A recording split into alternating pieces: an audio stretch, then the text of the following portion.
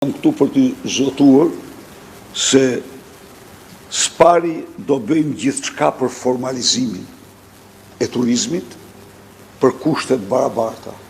Së dyti, ne zbashku me këto shoqata do të arrijmë një marrëveshje ku shteti do marrë përsipër një pjesë të pagave të punojësve të industrisë turistike jashtë sezoneve.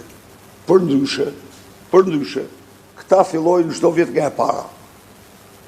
Kjo nuk duhet të ndodhë, kjo në vende tjera ekziston, ajo praktikë që ekziston në Greqi, ajo praktikë që ekziston në Itali, ajo praktikë do vendoset edhe në Shqipëri, se ne nuk kemi potencial më të vogël se ato për sipërfaqen që kemi.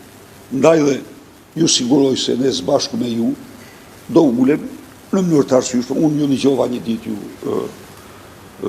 zoti Topuzi që thatë se një pjesë janë student, po një pjesë janë edhe punëtorë që meritojnë të trajtohen në vazhdimsi me një pagë bazë sa të vijë sezoni tjetër.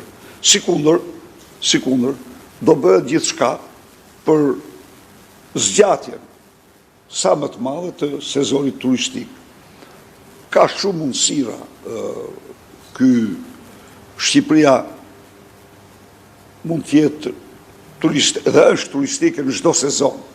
Shqipëria është bregdetare, është liqenëve, është e maleve, është e gjitha këtyre. Dhe kjo është një drejtim tjetër. Ne e nisëm këtë. Nisëm me ngritjen e infrastrukturës nga Çajupi deri në Vermoshën Valborn, por kjo do vazhdoj, do bëjmë çdo gjë që kudo që ka potenciale turistike të shfrytëzohen. Turizmi i jep një shtytje shumë të madhe prodhimit vendas. Turizmi është shërbim, po në të vërtetë turizmi indirekt është stimul shumë i fuqishëm i prodhimit bujqësor, i prodhimit blegtoral, i prodhimit artizanal, pra është një sektor që në të vërtetë punëson shumë më tepër jashtë logjistikës së vet me mira punëtorë. Dhe në këtë kontekst ne do bëjmë gjithçka që Made in Albania tjetë tjetë ngjitur